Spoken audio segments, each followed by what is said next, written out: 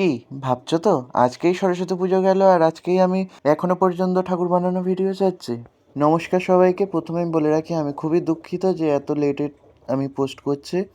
কি করবো বলো, ঠাকুর বানানোর যে চাপটা ছিল সেটার জন্য খুবই ব্যস্ত ছিলাম। 6 দিনের মধ্যে এত বড় ঠাকুর করাটা তো মুখের কথা নয়।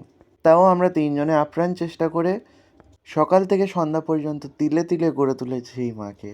আমরা নিজেদের সবটুকু দিয়ে ফেলেছি। আচ্ছা, কেমন টেনশন লাগে বলো তো যখন 3 দিন পরে পুজো আর ঠাকুরের এই অবস্থা হয়।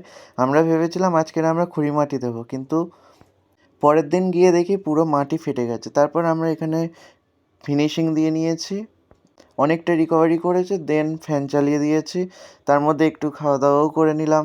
আজকে আমরা টার্গেট নিয়ে এসেছিলাম যে আজকে খড়ি স্নান করাবোই, তাতে যত সন্ধ্যা হয় হবে। আর এখানে ডেকোরেশনে প্যান্ডেলে কাজ করছে, আর আমরা ওয়েট করছি কখন মূর্তিটা শুকাবে।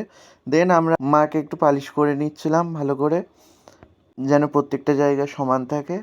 যেহেতু আমরা টার্গেট নিয়ে এসেছি যে আজকে খড়ি স্নান করাবো, তো তার জন্য পুরো কলেজ খালি হয়ে গেলেও আমরা সন্ধ্যা পর্যন্ত থাকবো ভেবেই এসেছিলাম, তো ছিলাম সেটা। নেক্সট পার্ট খুব তাড়াতাড়ি আসছে।